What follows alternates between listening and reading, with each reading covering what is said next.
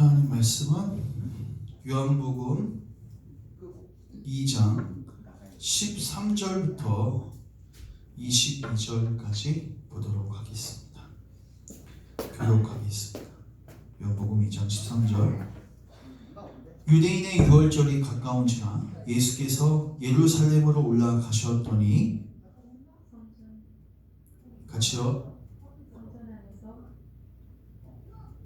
소와 양과 기득 하는 사람과 돈 바꾸는 사람들이 앉아있는 것을 보시고 노끈으로 채찍을 만드사 양이나 소를 다 성전에서 내쫓으시고 돈 바꾸는 사람들의 돈을 쏟으시며 상을 엎으시고 기득이 파는 사람들에게 이르시되 이것을 여기서 가져가라. 내 아버지의 집으로 장사하는 집을 만들지 말라 하시니 제자들이 성경 말씀에 주의 전을 사모하는 열심히 나를 삼키리라 한 것을 기억하더라. 이에 유대인들이 대답하여 예수에게 말하기를 내가 이런 하나니 무슨 우리에게 보이겠느냐. 예수께서 대답하여 이르시되 너희가 이 성전을 헐라 내가 사흘 동안에 일으키리라. 유대인들이 이르되 이 성전을 45년 동안에 지었거늘 내가 3일 동안에 일으키리냐. 그러나 예수는 성전된 자기 육체를 가리켜 말씀하신 것이라. 죽은 자 가운데서 살아나신 후에야 제자들이 이 말씀하신 것을 기억하고 성경과 예수께서 하신 말씀을 믿었더라. 아멘. 기도하고 말씀 증거합니다. 하나님 감사합니다. 오늘도 우리에게 하나님 말씀 들을 수 있는 귀한 시간 주셔서 감사합니다. 우리를 불쌍히 여기셔서 오늘도 하나님 말씀을 잘 청종하고 순종하고 하나님이 원하시는 자리에 갈 수 있도록 주님 우리 안에 일하여 주시기를 원합니다. 우리의 마음을 감화감동시켜 주시고 우리를 진정한 회개와 믿음으로 이끌어 주옵소서. 예수님의 이름으로 기도합니다. 아멘. 오늘은 요한복음 2장 13절부터 22절 말씀 가지고 참성전 되시는 예수님, 참성전 되시는 예수님이라는 제목으로 하나님 말씀을 증언하겠습니다. 우리가 지난 시간에 요한복음 2장 앞부분에서 가나의 혼인잔치를 살폈습니다. 예수님께서 공생이 시작하시면서 첫 표적이 뭐였어요? 가나의 혼인잔치입니다. 물을 포도주로 바꾸신 사건이죠. 그리고 그 당시 그 사건을 보이셨을 때는 12제자가 구성될 때가 아니었죠. 누구만 있었어요?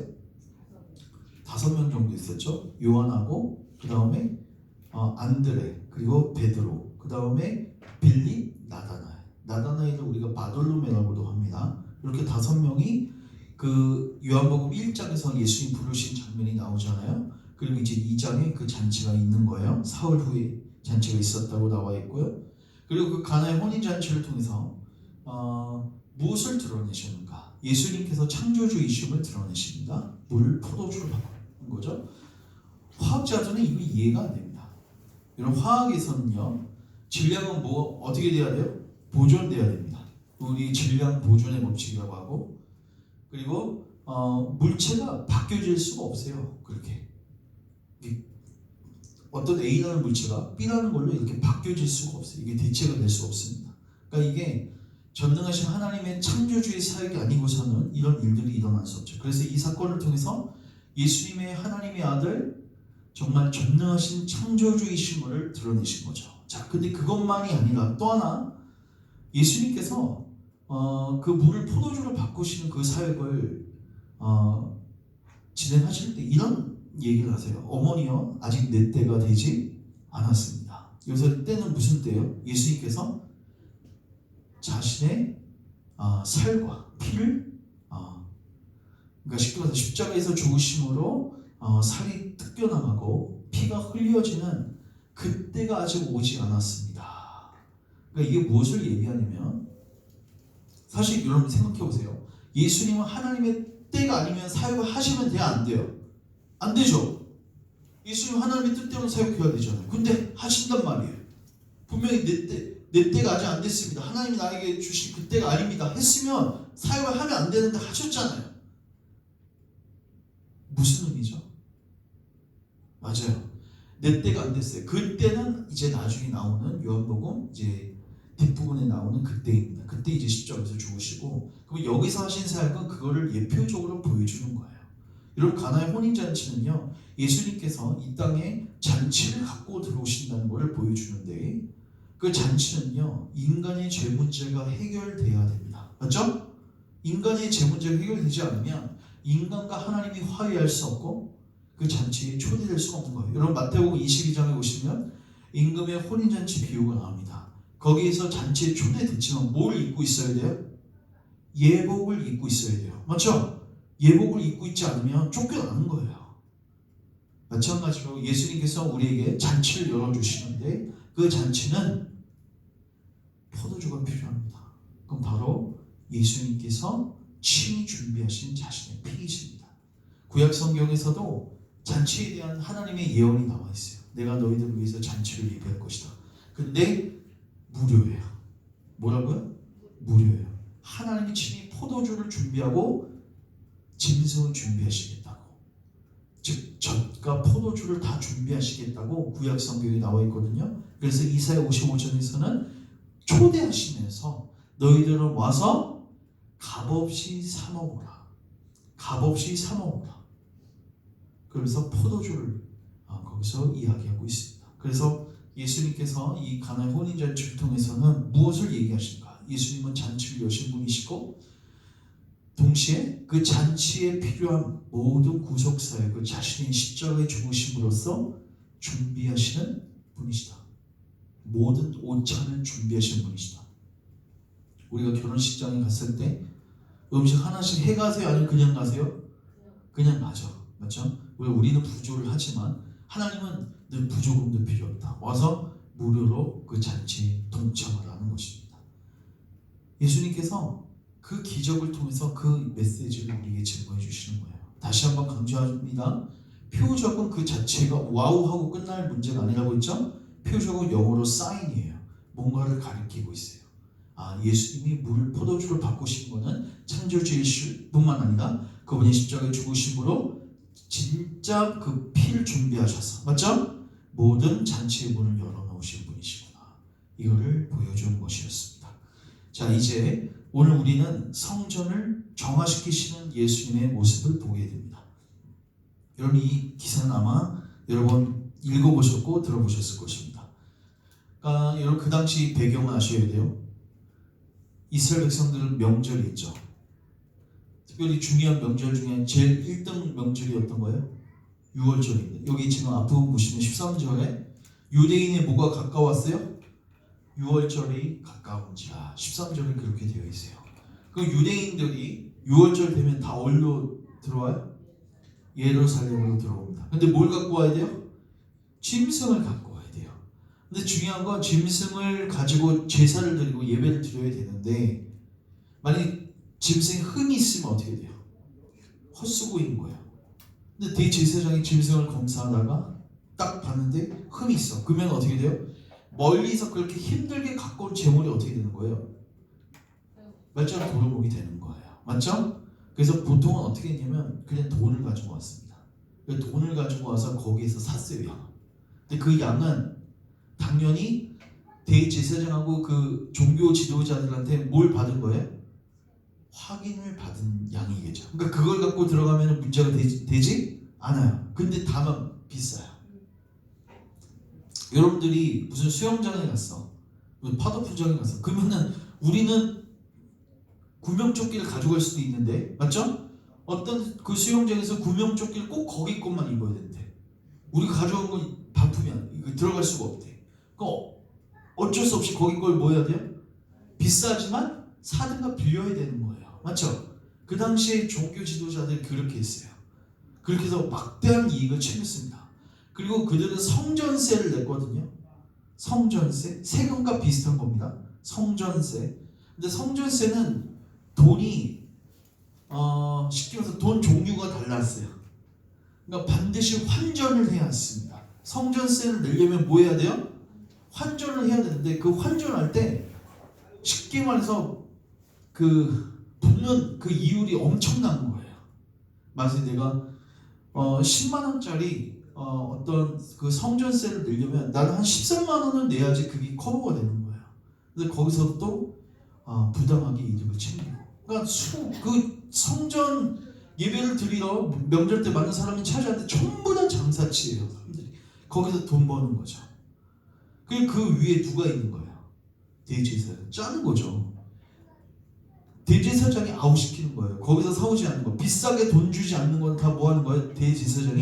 제사장들이 아웃시켜버리는 거. 그럼 어쩔 수 없이 울면 겨자나 먹기로 밖에 나와서 비싼 돈 주고 사와야 되고. 그래서 종교 지도자들이나 이런 상위꾼들이나 전부 다 자기 탐욕에 빠져서 하나님의 성전이 제 기능을 하지 못하는 이때 예수님께서 오셔서 어떻게 해요? 성전을 뒤집어 엎어버리시죠. 근데 여러분, 이런 성전 제사, 성전에서 뭘 바쳤어요? 짐승을 바쳤죠. 맞죠? 그럼 제가 묻겠습니다. 이 성전 제사는 누가 드리라고 했어요? 하나님이 드리라고 했죠. 레위기에서 하나님이 제정하신 제사잖아요. 맞죠? 근데 여러분, 이거 나중에 저희가 기회가 되면 초대교회사를 배우면 좋은데, 유대인들이 갖고 있었던 그 짐승 제사하고 이방인들이 드렸던 제사하고 대단히 유사해요. 짐승을 똑같이 잡아요, 안 잡아요? 잡아요. 그리고 예배 드리는 장소도 있고, 맞죠?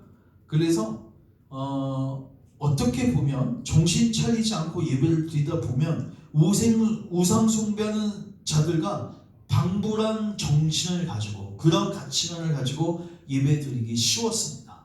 그래서 이스라엘 백성들도 하나님께서 취지하신 그 목적대로 제사 드리고 예배를 드리는 게 아니라 어떻게 해요?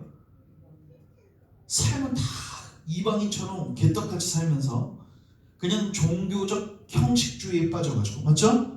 내가 이 짐승을 바치면 내가 하나님의 백성이고, 맞죠? 내가 이 짐승 제사를 드리면 내 죄가 사해진다는 그런 잘못된 속죄론을 가지고 예배를 드렸던 시기였어요. 이 시기뿐만 아니라 구약 시대 때도 전부 다 이런 식으로 예배를 많이 드렸습니다.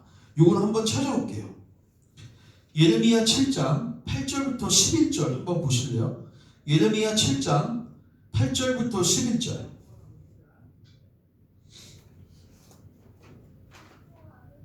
앞에 있으니까 보세요. 보라, 너희가 무익한 거짓말을 의존하는도다. 여기서 뭐를 의존한대요? 자, 제가 좀 이해하기 쉽게 하겠습니다. 이런 거예요. 여러분, 죄 짓고 마음대로 살아도 돼요. 그냥 교회 나와서 죄 성수만 하면 돼요. 이게 바로 무익한 거짓말입니다. 그 사람들은 그걸 뭐예요? 의존해요.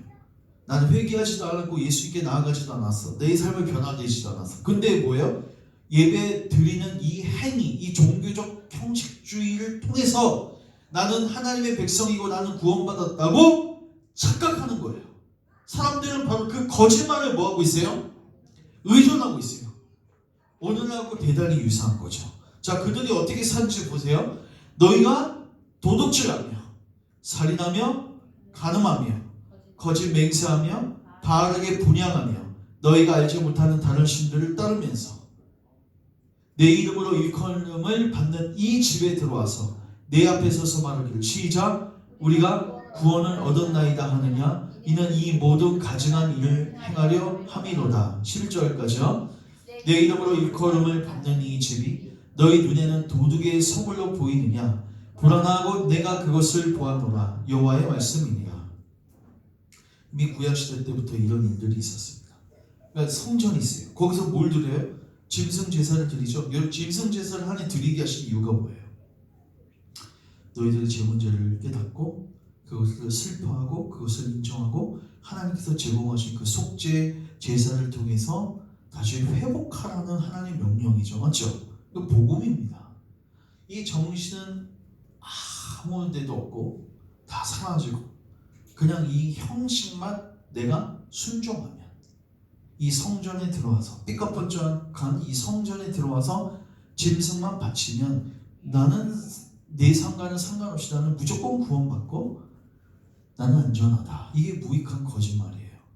그러니까 그 당시에도 그들은 와서 여기가 장사치가 된 거는 신경도 안 써요. 그냥 나는 이렇게 짐승을 바치는 이 명절 때 와서 하는 행위를 가지고 나는 뭐를 한다? 구원을 받을 수 있다고 생각했습니다. 오늘하고 대단히 유사하지 않습니까? 오늘날도 교회에 들어오면 많은 목회자들이 주일 성수하고 11조 하면 넌 안전하다 이런 식으로 성도들을 세뇌시킵니다. 너는 주일 성수하고 11조를 했기 때문에 너는 구원받았고 너는 하나님의 백성이고 하나님 너를 반드시 끝까지 완성하실 것이고 아니에요 여러분. 주중의 삶은 불신자고 방불하고 똑같은데 이런 성전을 예수님께서 뭐 하신 사건이에요? 뒤엎으신 사건이에요. 자 이제 오늘 본문 다시 한번 와보세요.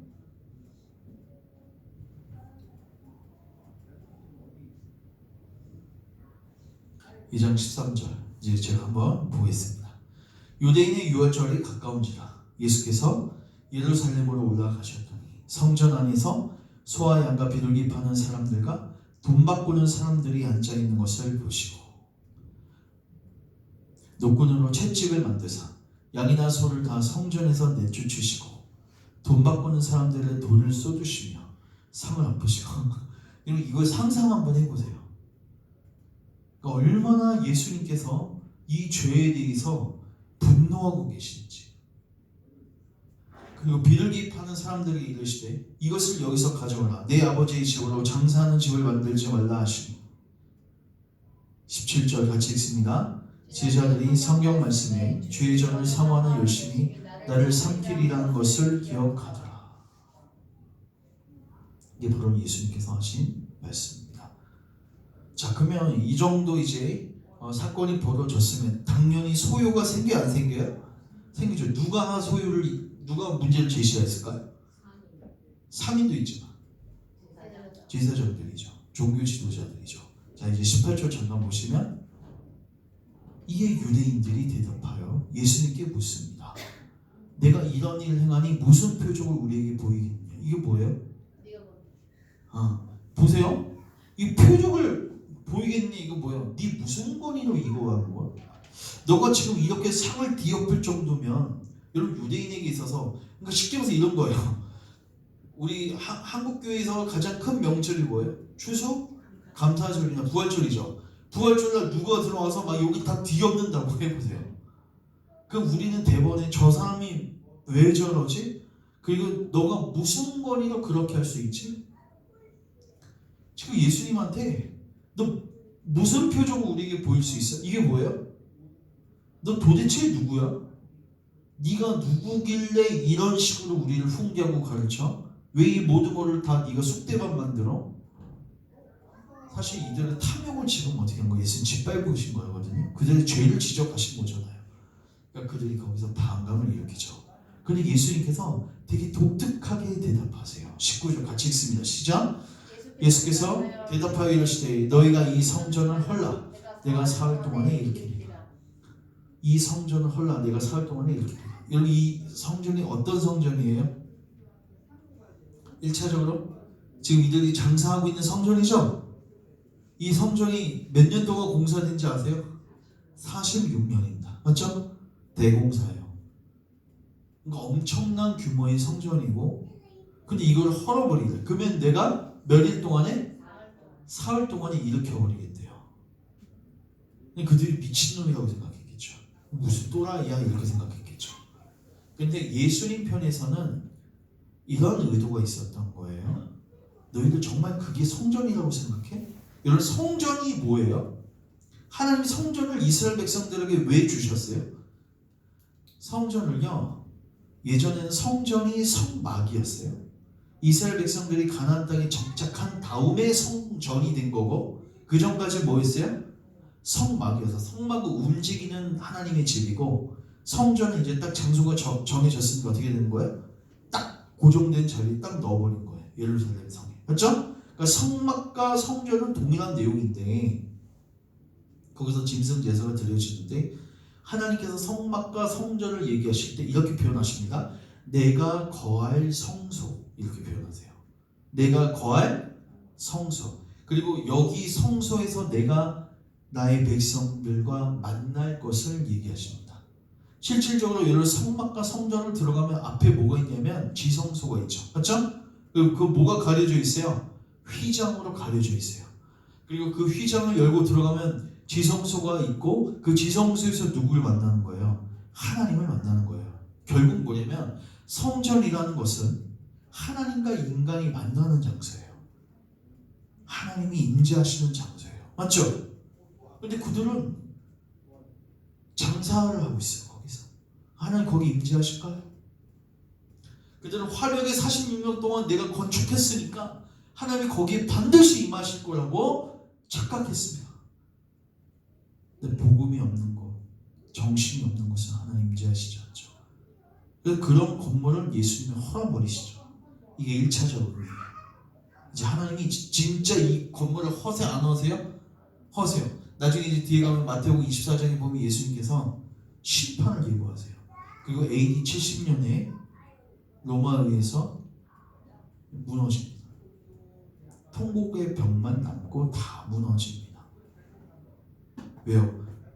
하나님께서 이스라엘 백성들을 하여금 눈에 보이는 성전을 의지하지 않게 하기 위해서 아주 극단적인 조치를 하나님 취해 주신 거예요. 어쩌면 좋은 현상입니다.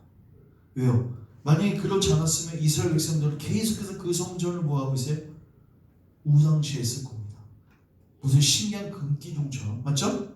거기서 뭔가 신비한 효험이 나오는 거죠. 부적처럼 그 성전을 사용하고 있을 겁니다. 근데 하나님께서 그걸 다 뭐 하세요? 허물어 버리세요. 이게 첫 번째. 그래서 이 성전을 헐라는 거는 하나님이 이제 그 무늬만 있는 형식주의적 성전을 다 헐신다는 뜻이고, 중요한 거는 대체의 의미가 있어요.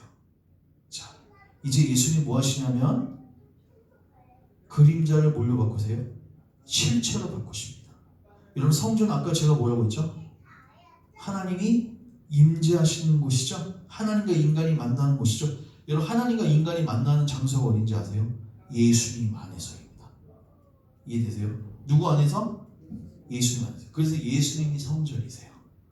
여기 보세요. 20절. 유대인들이 이르되 이 성전은 46년 동안의 지었거늘 내가 3일 동안에 일으키겠느냐 하더라. 그러나 예수는 성전된 자기 육체를 가리켜 말씀하신 것이라.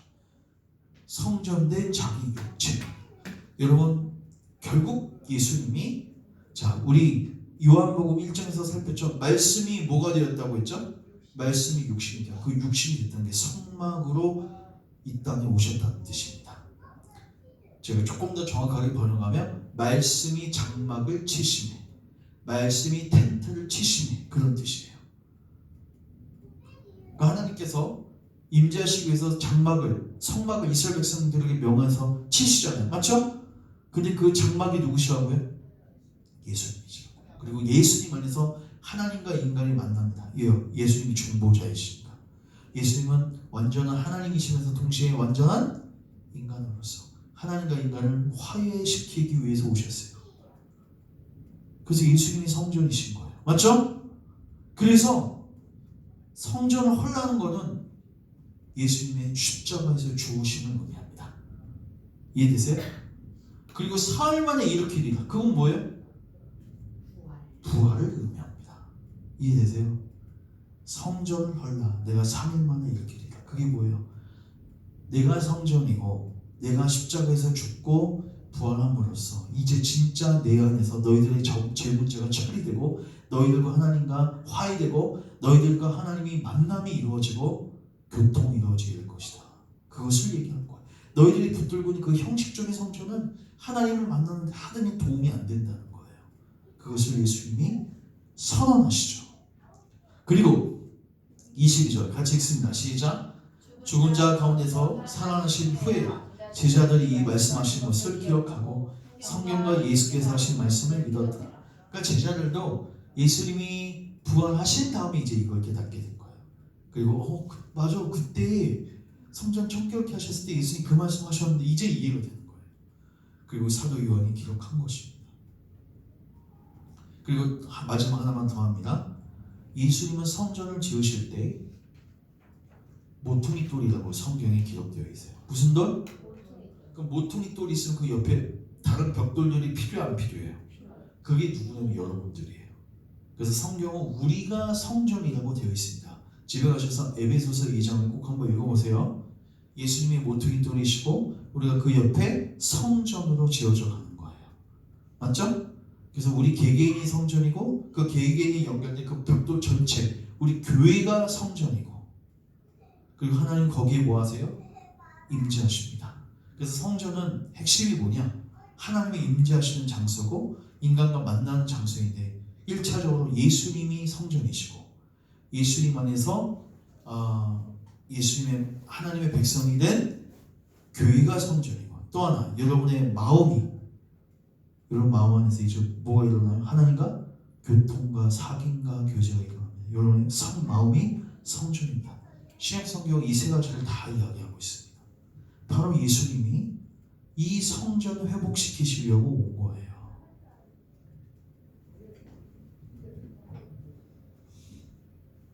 그래서 이사야 66장은 이렇게 얘기하고 있어요. 들으십시오.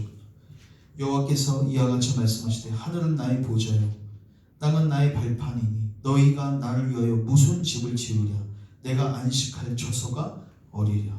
이게 뭐예요? 니네가 나를 위해서 무슨 집을 지어주겠다는 거냐. 너희들 그냥 가만히 있어. 내가 지어줄게. 성전은 누가 짓는 거예요? 하나님이 짓는 거예요. 네가 지으려고 하지 말는 거예요. 왜? 46년 동안 지었는데 그거 의미가 없다는 거예요. 내가 거기서 있을까 싶으면 내가 천지 창조주이신데 창조주가 집이 없어서 너희들한테 집 지어달라고 하겠냐는 거예요. 집은 누가 지으세요? 하나님이 지으세요. 실질적으로 하나님이 다윗에게 사무엘하 7장에서 약속하시죠. 네 자손이 그러니까 다윗이 하나님께 나와서 내가 하나님께 너무 감사해서 하나님 위해서 집을 지어드릴게요 하니까 하나님 뭐라고 하세요? 너 내가 지을 거야. 그리고 네 자손이 짓게 될 것이다. 내 집. 그럼 1차적으로 누가 지었어요? 솔로몬이 지었죠? 그러나 궁극적으로 누가 지으세요? 예수님이 지으시죠. 다윗의 후손으로 오신 예수님께서 하나님이 거하실 그 집 성전을 지으십니다.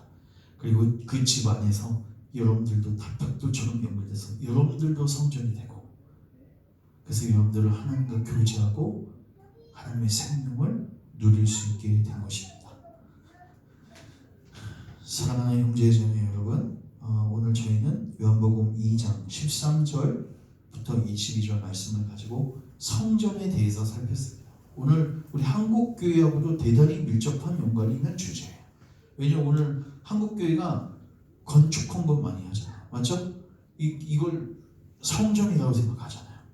근데 그 합신대 이승구 교수님 그분들은 정확하게 그 정의해 주시는데 이런 건물은 그냥 예배당이라고 불러야 된대요. 뭐라고요? 예배당. 예배당이 그냥 장소인 거예요. 이게 성전이 아니에요. 성전은 우리가 성전인 거예요. 우리가 성전이고 더 나아가서 예수님이 성전이십니다. 하나님이 거기에 임재하시니까. 그래서 여러분들이 성전의 개념을 잘 정리하시고 하나님께서 정말 복음으로써 이제 많은 영혼들을 구원하셔서 이 벽돌이 자꾸 연결되어져서 아름다운 성전이 계속해서 확장되어지고 진행되어질 수 있도록 여러분들이 기도하셨으면 좋겠습니다. 제가 기도하고 정리하겠습니다. 하나님 오늘도 말씀을 통해서 참된 성전이 무엇인지 또 우리가 어떤 오류에 빠져 있었는지를 드러내 주시니 감사합니다. 우리가 보이는 눈에 보이는 것들을 의지하진 않았습니까? 하나님이 원하시는 것은 통회하고 하나님 말을 듣고 떨고 그리고 하나님이 제시하신 그 속죄 제사를 의지해서 예수님께 나아가는 것인데 그냥 멋진 건물에서 이런 종교적 의식을 형식주의적으로 지키며 그 모든 것이 안전하다고 생각했던 우리의 어리석음을 주님 드러내셨습니다. 더 이상 이 오류에 빠지지 않게 도와주시고 이제 우리 안에 신앙의 본질이 회복되어지게 하옵소서. 참 성전은 예수님이심을 드러내셨습니다. 우리가 예수님을 붙들게 하여 주시고 예수님을 믿게 하여 주시고 우리 또한 하나님의 성전으로 접붙임 바 되어져서 하나님의 구원과 생명을 충만하게 누리게 하옵소서. 예수님의 이름으로 기도합니다. 아멘.